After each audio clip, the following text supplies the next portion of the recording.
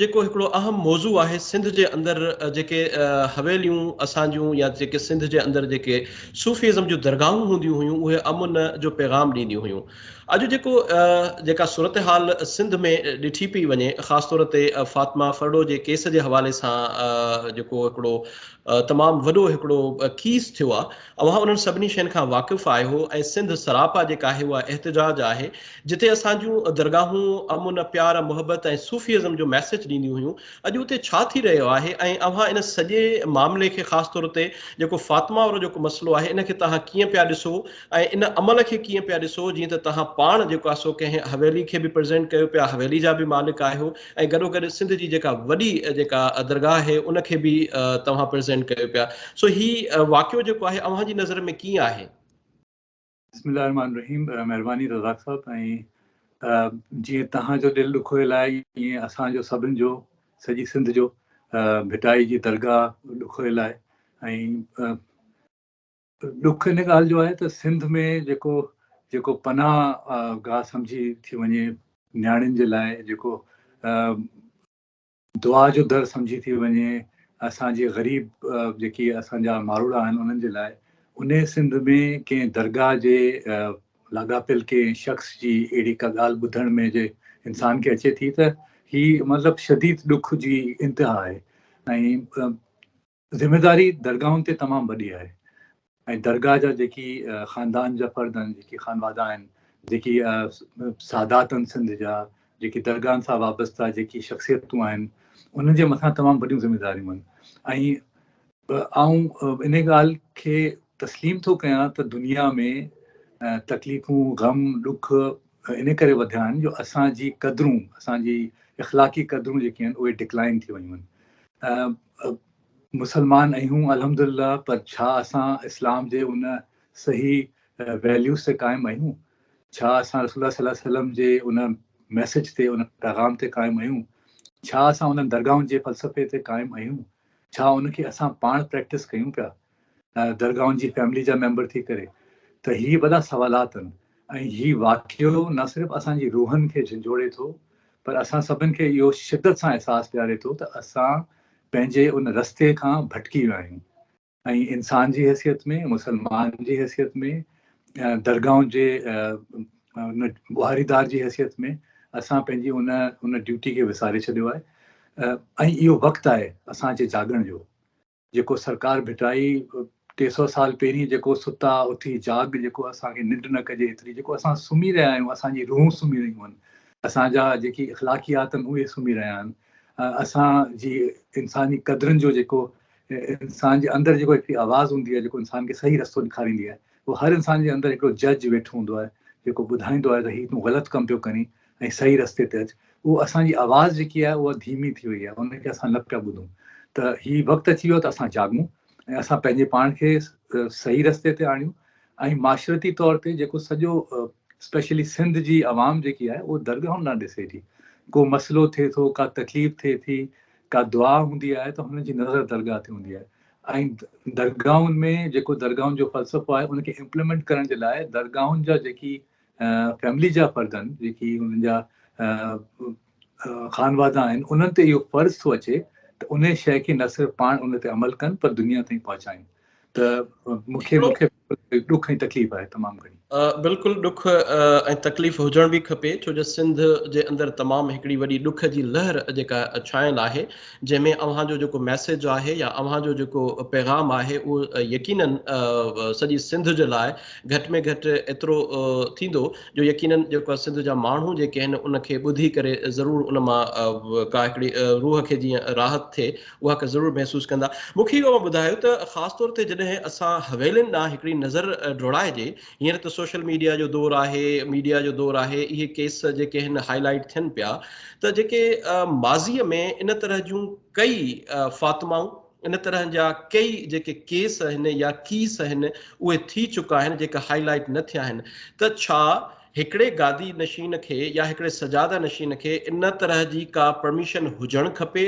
त हू पंहिंजी हवेलीअ जे अंदरि इन तरह जा जेके आहिनि ॿारड़ा रखे, पोइ उन्हनि खे मुख़्तलिफ़ क़िस्मनि जी ज़्यादतियूं करे वरी उन जी का दाद रसी न कजे ऐं कई फ़ातिमाऊं जेके आहिनि उहे गुम थी वञनि, त इहे जेके अंदरि जो जेको अहवालु आहे उहो असां खां वधीक अव्हां ॼाणो पिया, छो त इन्हनि वॾियुनि दीवारुनि में असां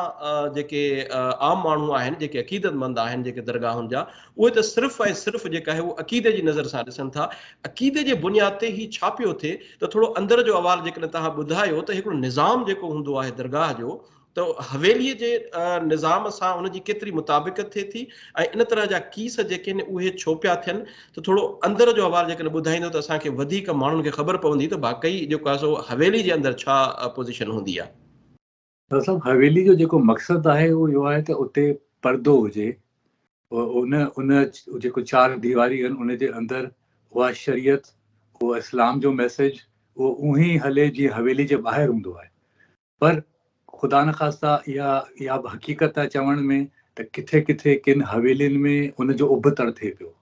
ऐं जंहिंजी तव्हां इहा मिसाल बि ॾियो पिया ऐं असांजे मिसाल मौजूदु आहे, उन खां इनकार नथा करे सघूं, त उन में एक्सप्लॉइट कयो थो वञे उन चार दीवारी खे। ऐं एक्सप्लॉइट ईअं थो कयो वञे त बजाए इन जे त उहा ई प्रैक्टिस जेको इस्लाम में, मज़हब में, असांजे कानून में, जेको दीन जी, मज़हब जी ऐं परदे जी आहे, सिर्फ़ु उन ताईं महदूद हुजे उन चार दीवारी खे, पर उनखे एक्सप्लॉइट करे उते उन्हनि ॿारनि खे ज़बरदस्ती रहण या इहे ज़ुल्म जा वाक़िया थियण, इहे तमामु इन में कानून खे बि पंहिंजी हरकत में अचणु घुरिजे। ॾिसो, असांजे इस्लाम में, मज़हब में, शरीयत में इहा कॾहिं बि इहे इन्हनि प्रैक्टिसनि जी इजाज़त न आहे जेको हींअर वाक़ियात थियनि पिया। कंहिंखे बि फोर्सफुली कंहिंखे रहण जी न कानून इजाज़त ॾिए थो, न मज़हब, न शरीयत इजाज़त ॾिए थी। त जे उन्हनि हवेलियुनि में कंहिं उन्हनि जी पंहिंजी जेकी ख़वातीन हुते रहनि पियूं, जे उन्हनि सां ई ज़्यादती थिए पई, जे हुननि जा उन राइट्स उनखे न पिया ॾिना वञनि, किथे हुननि जी शादी न पई कई वञे, किथे हुननि जी क़ुर सां शादी पई थिए, किथे हुननि जी तालीम में रुकावट पई पैदा कई वञे, मर्दनि जे लाइ अलॻि कानून आहिनि, ख़वातीन जे लाइ अलॻि कानून आहिनि, त इन्हनि शयुनि खे असांखे ब्रेक करिणो पवंदो ऐं असांखे इन्हनि शयुनि जे लाइ आवाज़ बुलंद करणी पवंदी। चार दीवारी जो मक़सदु प्योरली रुगो इन हद ताईं आहे त उन में परदो इन्वॉल्व हुजे, ऐं उनजो कतई इहो मतिलबु न आहे त डिस्कनेक्शन थिए ॿाहिरि जे माशरे सां, ऐं उन में तालीम ऐं उन में इख़लाक़ियात ऐं उहे सभु शयूं डिस्कनेक्ट थी वञनि। त इन्हनि शयुनि खे सम्झणु ज़रूरी आहे। हाणे हवेलियुनि में चंद उहे हवेलियूं ज़रूरु आहिनि जेकी उन सेंटिटी खे, उन वैल्यूज़ खे क़ाइमु रखे उन शइ खे उअं ई हलाइनि पियूं, पर कुझु अहिड़ियूं हवेलियूं ज़रूरु आहिनि जेके उनखे एक्सप्लॉइट पियूं कनि,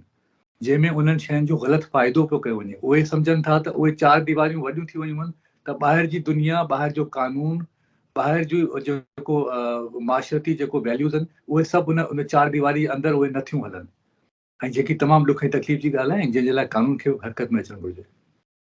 जी बिल्कुलु, मुंहिंजो नेक्स्ट सवाल बिल्कुलु इहो ई हुयो त छा जेको असांजो कानून आहे, जेकॾहिं सिंध में ॾिठो वञे त ग़रीब जे लाइ अलॻि कानून हूंदो आहे, अमीर जे लाइ अलॻि कानून हूंदो आहे, नाज़िम जोखे खां वठी करे, प्रिया कुमारी खां वठी करे, फातिमा फरड़ो ताईं जेकॾहिं पाण कयूं ॻाल्हियूं, माज़ी त मतिलबु असांजी हिकिड़ी तारीख़ जेका आहे भरियल आहे अहिड़नि दास्ताननि जी, त तव्हां छा था सम्झो त जेको असांजो कानून आहे उहो हवेलियुनि जे दर ताईं सिर्फ़ु महदूद आहे ऐं कानून जेको आहे उहो हवेलियुनि जे अंदरि लागू नथो थिए, त शायदि इहा ई वजह आहे, छो जो इन तरह जा जेके वाक़िया आहिनि असां अॻ में कई दफ़ा जेके आहिनि मदरसनि जे अंदरि त ॾिठा आहिनि, कई वाक़िया असां जेको आहे मुख़्तलिफ़ ॿियनि रूपनि में ॾिठा आहिनि, पर जेके असां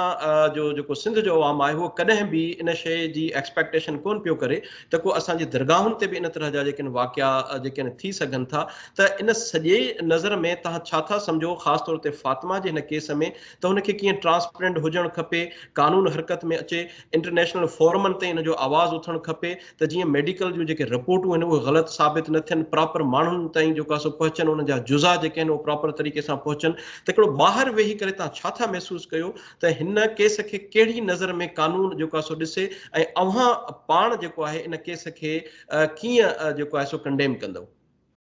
मुंहिंजे ख़्याल में इट्स हाई टाइम, ही केस असां सभिनि जे जागरण जे लाइ काफ़ी आहे, ऐं कानून खे बि हाणे उहो टाइम अची वियो आहे त पंहिंजे पाण खे इम्प्लीमेंट करण जो इहो तमामु बहितरीनु मौक़ो आहे। का बि हवेली हुजे, का बि दरगाह हुजे, हुनजो एतिराम पंहिंजी जॻह ते क़ाइमु आहे, पर कानून जी भंजकड़ी, शरई, इस्लामी, इख़लाक़ी क़दरुनि जी भंजकड़ी जी इजाज़त कंहिंखे बि नथी मिले। त जिथे बि इहा शइ थिए थी उन में कानूननि ख़वातीन जी पुलिस फोर्स थिए थी, उहे अंदरि वञी सघनि थियूं, उहे तलाशी वठी सघनि थियूं, किथे बि को अंदरि जेकी उन्हनि जी फैमिली मेंबर्स आहिनि, जेकी उन्हनि हवेलियुनि में रहनि पियूं, जेकी उन्हनि जी पंहिंजूं ख़वातीन आहिनि, उन्हनि सां ज़्यादती थिए पई, त उन्हनि जे लाइ बि कानून खे हरकत में अचणु घुरिजे। चाहे उहो का असांजे हिंदू मज़हब जी न्याणी हुजे, चाहे उहो असांजी का ग़रीब मुसलमान न्याणी हुजे, इंसाफ़ जेको ॿाहिरि जंहिंखे मिले थो, हवेली में जंहिंखे मिले थो, उहो इंसाफ़ ॿाहिरि उन हिंदू न्याणी जे लाइ, उन ग़रीब मिसकिन फातिमा जे लाइ बि उहो साॻियो हुजणु घुरिजे, ऐं उनजी अमल दरामद जे लाइ बि उहो साॻियो इंसाफ़, उहो कानून, उहो हवेली ते बि इम्प्लीमेंट थियणु घुरिजे। त इट्स हाई टाइम त असां हाणे इन शइ खे ब्रेक कयूं, ऐं उनजे लाइ असां सभिनि जी तव्हां सां इहो साथ बि आहे, ऐं असांजी आवाज़ बि इन हक़ जे लाइ बुलंद आहे। त एतिराम पंहिंजी जॻह ते हूंदो आहे, पर कंहिंखे बि इहा इजाज़त न आहे त उहो कानून जी ऐं लॉज़, जेको कानून आहे उन मुल्क जो, उन लैंड जो, ऐं शरई कानून आहिनि, ऐं जेको असांजो मज़हबी कानून आहिनि, उनजी भञकड़ी थिए। त उनजे लाइ बिल्कुलु असांखे हाणे बिल्कुलु इहो जेको टाबू आहे त भई अंदरि हवेली में न वञिजे, या हवेली जी कंहिं बि ॻाल्हि खे ॿाहिरि न आणिजे, इहे बिल्कुलु ग़लति प्रैक्टिसिस आहिनि। एतिराम पंहिंजी जॻह ते आहे,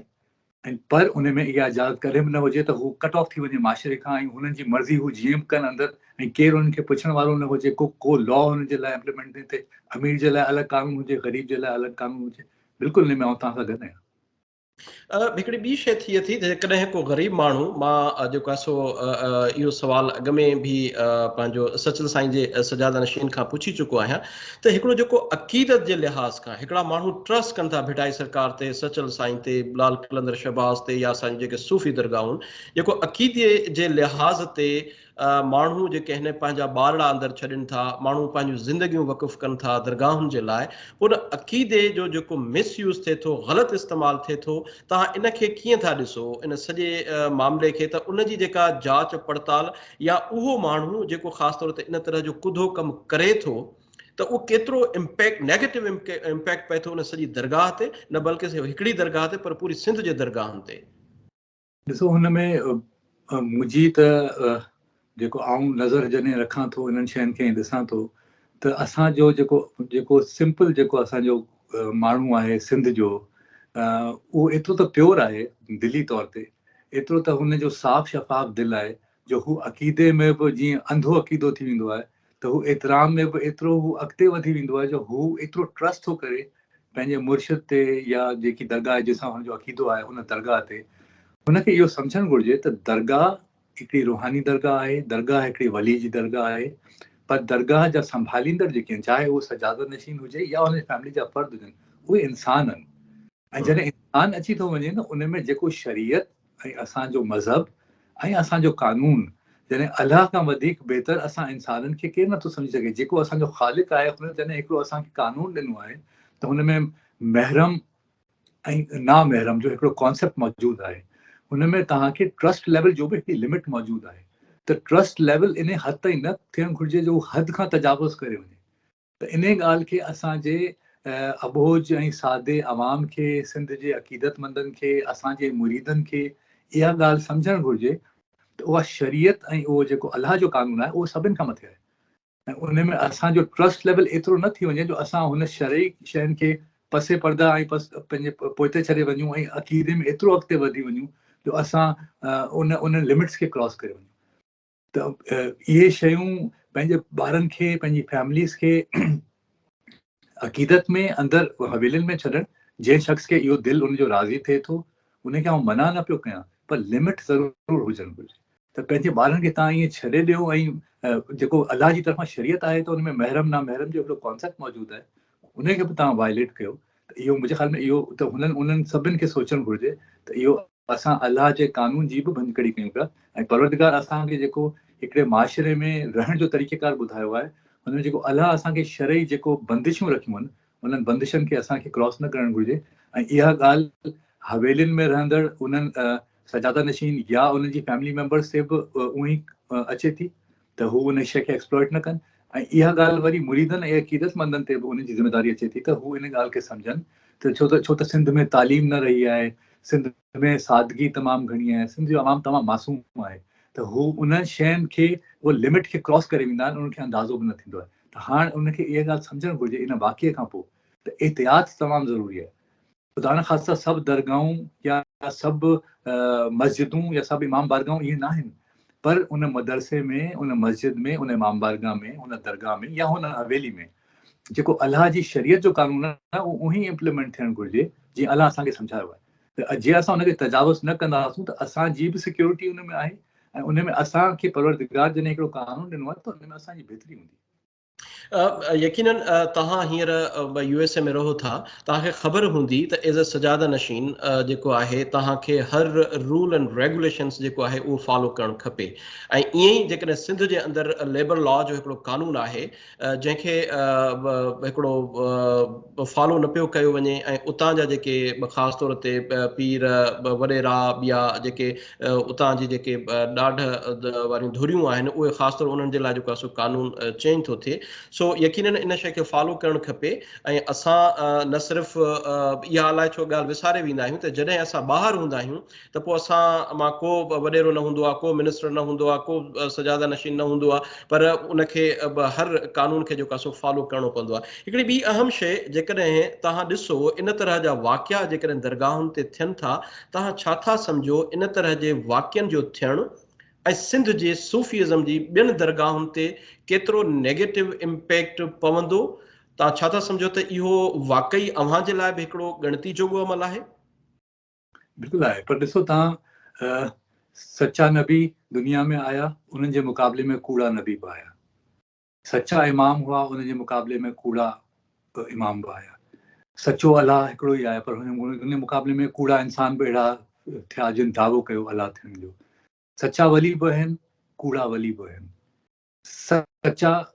इंसान बि आहिनि, कूड़ा इंसान बि आहिनि। सच ऐं कूड़ जो मुक़ाबिलो रहंदो। त दरगाहुनि जो जेको इहो फ़लसफ़ो आहे या सूफ़ीज़म जो जेको कॉन्सेप्ट आहे, उनजे मुक़ाबले में कूड़ो सूफ़ीज़म जो कॉन्सेप्ट बि मौजूदु आहे, जेको हिन शइ में मिलावट करे थो ऐं हुन शइ खे बदनाम करे थो। असां ते, तव्हां ते इहो एतिरो शऊर असां में हुजणु घुरिजे त असां उन शइ खे डिफ्रेंशिएट करे सघूं। ॾिसो, इस्लाम कॾहिं बि, इस्लाम परफेक्ट रिलीजन आहे,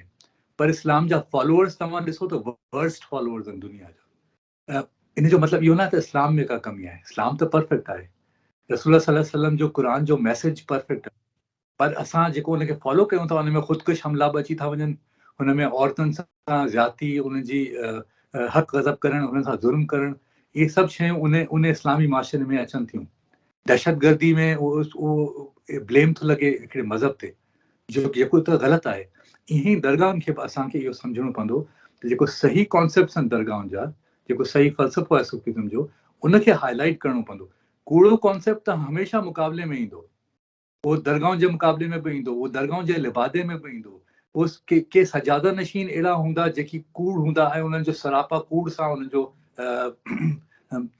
जेको उन्हनि जो रहण करण, उन्हनि जो तरीक़ेकार, उन्हनि जो लाइफ स्टाइल, उहो सॼो कूड़ हूंदो। पर के अहिड़ा ज़रूरु हूंदा जेके सचा हूंदा। त हक़ ऐं सच जो मुक़ाबिलो हमेशह रहे थो। असांजी ज़िम्मेदारी हाणे इन करे वधी थी वञे जो हिन कूड़े दौर में, हिन कूड़े माशरे में, स्पेशली दरगाहुनि जे इन जेको सिंध जी सुञाणप ई दरगाहूं आहिनि। सिंध त वली औलियाउनि जी धरती आहे, पाकिस्तान त औलिया अल्लाह जी धरती आहे। ऐं इहा हिकिड़ी जेको अलाह हिकिड़ी असांखे एतिरी वॾी हिकिड़ी नेमत ॾिनी आहे, उन में जेको कूड़ा जेकी फॉलोअर्स आहिनि उन्हनि शयुनि जा, उहे ज़रूरु इनखे कंटेमिनेट करण जी, मिलावट करण जी कोशिशि कंदा। पर तव्हांखे सचे फॉलोअर जी सूरत में, सचे अक़ीदतमंद भेटाई जा तव्हां बि ओतिरा ई वारिस आहियो जेतिरो आऊं आहियां। सचे तव्हां बि ओतिरा ई वारिस आहियो जेतिरो आऊं आहियां। त इहा शइ असांखे सम्झणु घुरिजे त ही भिटाई जी दरगाह कंहिं सजादा नशीन जी मिल्कियत न आहे या हुनजी फैमिली जी प्रॉपर्टी न आहे। हू ज़रूरु हुनजी ख़ुशनसीबी आहे त हुन ख़ानदान मां उहो उन ते ज़िमेदारी अचे थी बुहारीदारी जी या ड्यूटी जी, पर ओन सभिनि खे करिणो पवंदो। त असांखे इहो पंहिंजो रवैयो चेंज करिणो पवंदो त जॾहिं अहिड़ो को वाक़ियो थिए थो त असीं ब्लेम कयूं दरगाहुनि खे या उस टोटल कम्युनिटी खे, इहो रवैयो असांखे चेंज करिणो पवंदो। इस्लाम में का शइ ग़लति हूंदी आहे त यज़ीद बि मुस्लमान हो, पर इस्लाम जो यज़ीद सां को ताल्लुक़ न आहे। उसामा बिन लादन बि मुस्लमान हो, पर इस्लाम जो उसामा बिन लादन सां को ताल्लुक़ न आहे। त असांखे इहे शयूं सम्झणियूं पवंदियूं त दहशतगर्द जो फ़लसफ़ो उनजो को मज़हब न हूंदो आहे। इहे ग़लति इंसान जो जेको यज़ीदी सोच रखे थो, उहो चाहे सजादा नशीन हुजे, उहो चाहे सैयद हुजे, उहो चाहे मुसलमान हुजे, क्रिश्चियन हुजे, ज्यू हुजे या हिंदू हुजे, हुनजो कैरेक्टर यज़ीदी हूंदो आहे।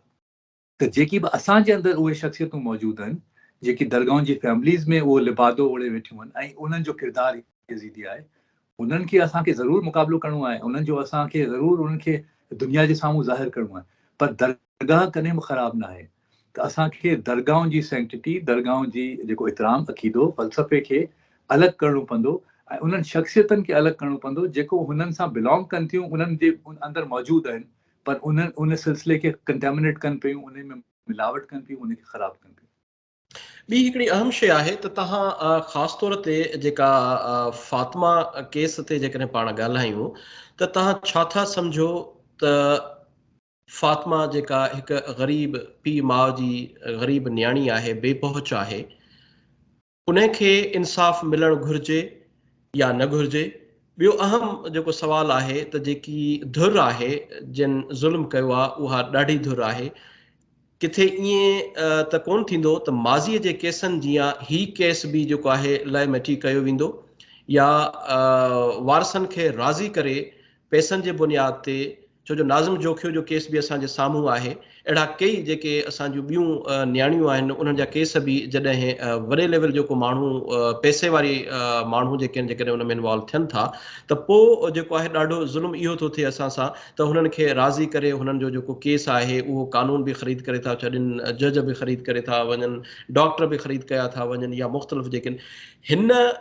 केस में, छो जो मां जेका शइ ॾिठी आहे, असां जेका शइ ॾिठी आहे, जेके असां मीडिया जा माण्हू आहियूं, ख़ासि तौर ते सिंध टीवी जेको आहे तमामु वॾो जेको आहे हिन ते स्टैंड वरितो, मुख़्तलिफ़ शहरनि में जेकिन हड़तालूं करायूं, स्ट्राइक थियूं, सिर्फ़ु ऐं सिर्फ़ु इन जे लाइ त हिकिड़ी ग़रीब बेपहच न्याणीअ जेको आवाज़ु आहे उहो थिए, ऐं इहा ई वजह आहे त तव्हां ऐं असां बि जेको आहे सो उन ते गॾु आहियूं। त हिन केस खे तव्हां छा था सम्झो ऐं तव्हां पाण हिन शइ खे कीअं था ॾिसो त हुनखे यकीनन जेको आहे सो इंसाफ़ जे लाइ अव्हां जा छा जेके आहिनि उहे तक़ाज़ा हूंदा त बाबा वाक़ई हिनखे इंसाफ़ मिलंदो या न मिलंदो, या हिन केस में तव्हां ॾिसो पिया त इंसाफ़ जूं जेके तक़ाज़ा आहिनि उहे पूरियूं कोन पियूं थियनि? रज़ा साहब, ही त तमामु सम्झो पिया कैनेडा में वेठा आहियो, हिते जो कानून हिकिड़े जो सिस्टम तव्हां ॾिसो पिया, ऐं यूएस में वेठो आहियां, हिते जो सिस्टम ॾिसूं पिया, justice delayed is justice denied. हिकिड़ो ओपन एंड शट केस आहे, हिन में एतिरो लिंगर ऑन करण शयुनि खे एतिरो अॻिते वधाइण, हिकिड़ी शइ ज़ाहिर ज़हूर क्लियर आहे, क्रिस्टल क्लियर आहे सभिनि जे साम्हूं त हुन न्याणी सां ज़ुल्म थियो आहे, हुनखे क़त्ल कयो वियो आहे, हुन सां ज़ुल्म थियो आहे, हुन सां ज़्यादती थी आहे। इन में जेतिरो डिले थींदो इंसाफ़, ओतिरो इंसान असां सभिनि जो पाकिस्तान जे लॉस ते, पाकिस्तान जे कानून ते, जीअं त हमेशह सां असांजो ॾुख ऐं तकलीफ़ रही आहे त उहो असां ग़रीब खे इंसाफ़ नथो मिले ऐं अमीर जी हमेशह दादरसी थिए थी। राति जो 12-1 बजे बि राति जो कोर्टूं खुलियूं थियूं वञनि हुन अमीर जे लाइ, पर हुन ग़रीब जे लाइ सालनि जा साल गुज़री था वञनि, हुनजी का दादरसी नथी थिए। मूंखे एज़ अ सजादा नशीन सिंध जी दरगाहूं जे नुमाइंदे जी हैसियत सां, पाकिस्तान आलमी मशाइख काउंसिल जे प्रेसिडेंट जी हैसियत सां आउं तव्हांखे इहो ॿुधायां पियो, मूंखे ॾुख ऐं तकलीफ़ थो थिए त मूंखे इंसाफ़ न मिलियो पाकिस्तान जी अदालतुनि मां। त हाणे तव्हां इहो पतो लॻायो त उहो ग़रीब न्याणी, उहो मिसकिन न्याणी खे आउं कीअं थो उमेदु लॻाए सघां त इंसाफ़ मिलंदो, जॾहिं त मूंखे न मिलियो आहे। त मिलणु त घुरिजे, पर इहो ख़्वाहिश थी सघे थी, हीअ हिकिड़ी मुंहिंजो ख़्वाबु थी सघे थो, पर इहो मूंखे मुमकिन नथो लॻे। पर इन जो इहो मतिलबु न आहे त इहो नथो थी सघे, इहो थी सघे थो। इहो तॾहिं थी सघे थो जॾहिं असांजा स्टेक होल्डर्स, असांजी एस्टेब्लिशमेंट, असांजी आर्मी, असांजी अदालतूं, असांजे मुल्क जा कर्ता धर्ता इहो फ़ैसिलो कनि त बसि घणो थी वियो,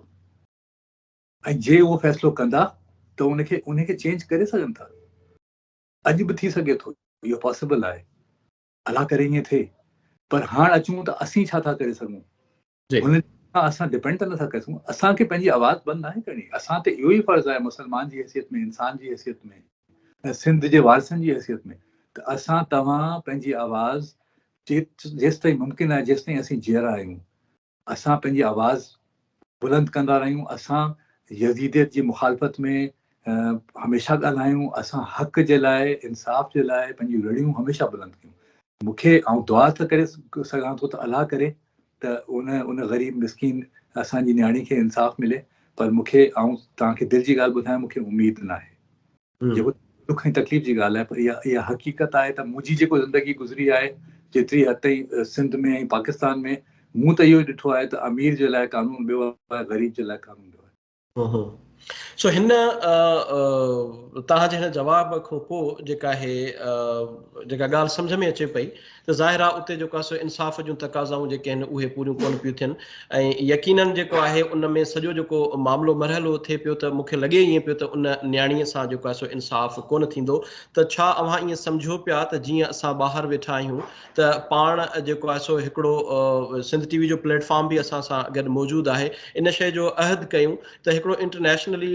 तौर ते वेही करे ॿाहिरीं दुनिया में जेको आहे यकीननि उन न्याणी जे खे इंसाफ़ ॾियारण जे लाइ ॿाहिरीं दुनिया में वेही करे असांखे जेको आहे सो पंहिंजो आवाज़ु उथारणु खपे इहो सिर्फ़ु हिकिड़ी फ़ातिमा जो आवाज़ु न आहे पर पूरी सिंध जो आवाज़ु आहे इहो सिर्फ़ु सिंध जे आवाज़ खां हटी करे बि असांजे दरगाहुनि जो आवाज़ु आहे त असांजूं जेके दरगाहूं आहिनि उहे कीअं जेको आहे सो अमन जो मैसेज ॾियनि थियूं पर जेकॾहिं इन्हनि दरगाहुनि जे अंदरि इन तरह जा वाक़िया वधणु शुरू थींदा त पोइ उहो ॾींहुं परे न आहे त माण्हुनि जो जेको भरोसो आहे ऐं आख़िरी भरोसो आहे उहो दरगाहुनि तां हटी वञे त तव्हां छा सम्झो था त ॿाहिरि वेही करे असां इन केस खे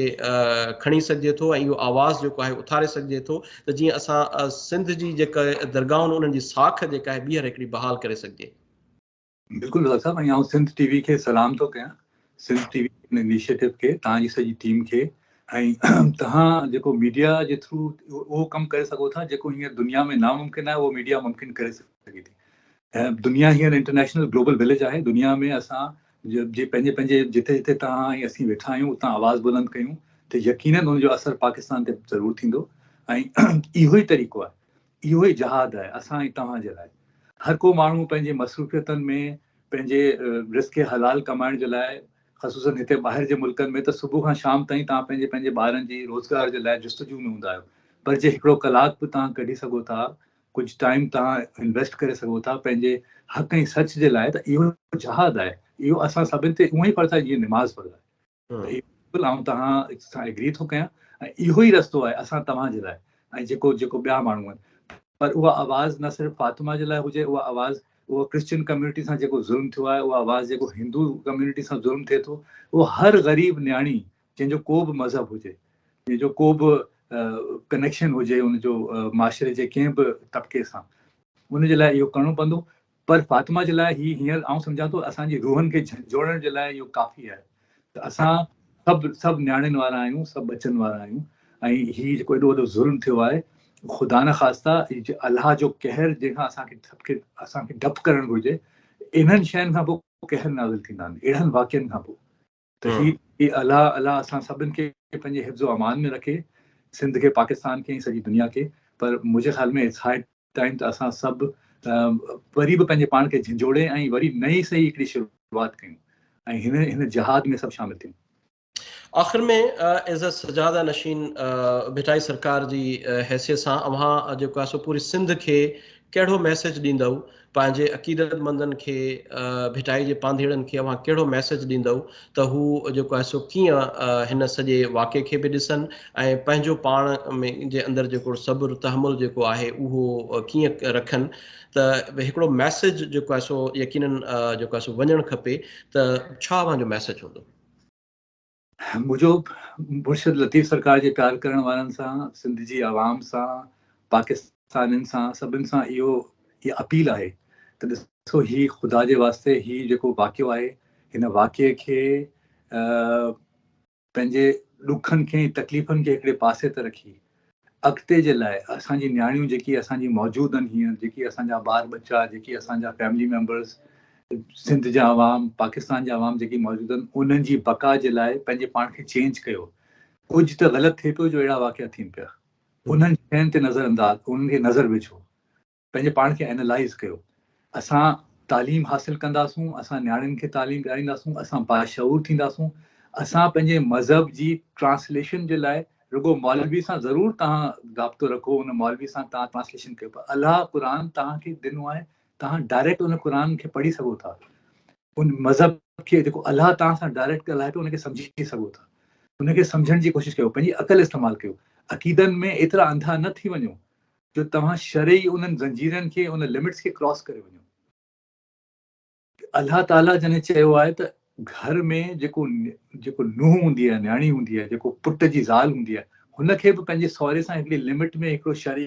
पाबंदियूं रखणियूं आहिनि। त तव्हां कीअं उन मुर्शिद खे या उन हवेली में रहण वारे खे उहो लिमिट्स क्रॉस करण ॾियो था। त हम्म, तव्हां खे बाशऊर थियणो पवंदो, तव्हां सभिनि खे चेंज थियणो पवंदो, असांखे पंहिंजी कमज़ोरियुनि खे रियलाइज़ करणो पवंदो। त मुंहिंजी इहा अपील आहे, ऐं ख़ुदा जे वास्ते पिन पॉइंट न कयो कम्युनिटी खे, मज़हब खे या दरगाहुनि खे, कंहिं हिकिड़े वाक़े जे करे उन सॼी कम्युनिटी खे ख़राबु न चओ। हर इंसानु ख़राबु न आहे। हिकिड़ी फैमिली में ॿ भाउर आहिनि त हिकिड़ो भाउ ख़राबु थी सघे थो, हिकिड़ो भाउ सुठो थी सघे थो। त नबियुनि में, इमामनि में इहे वाक़ियात मौजूदु आहिनि। त उन्हनि जा कज़न्स, उन्हनि जा भाउर, उन्हनि जा चाचा उहे ख़राबु निकिता, ऐं उन्हनि जा पुट, उन्हनि जी औलाद उहे सुठी निकिती। त आउं इहा ई अपील कंदुसि त ख़ुदारा तालीम खे सम्झो, उनखे हासिलु कयो, बाशऊर थियो, नियाणियुनि जी तालीम ते तमामु घणो फोकस कयो। ऐं असांखे जे सिंध खे सुधारणो आहे, पाकिस्तान खे सुधारणो आहे, त असांखे पंहिंजे पाण खे चेंज करणो पवंदो। Something is going wrong. yes. का शइ ग़लति थिए पई, असांजी डायरेक्शन ग़लति आहे, जंहिंजे करे ॿिया मुल्क, ॿी दुनिया तरक़ी करे पई, इंडिया तरक़ी करे पियो, बांग्लादेश तरक़ी करे पियो, पर पाकिस्तान छो पोइते पियो वञे? त हिननि सोचणो पवंदो। थैंक यू सो मच साईं। अवां जेको आहे सो लख लाइक़, लख कुर्बा अवां जा। अवां टाइम ॾिनो सिंध टीवी खे। इंशाल्लाह वरी कंहिं नए टॉपिक सां ज़रूरु अवां सां जेको आहे राब्ते में हूंदासीं। तेसीं ताईं अल्लाह ने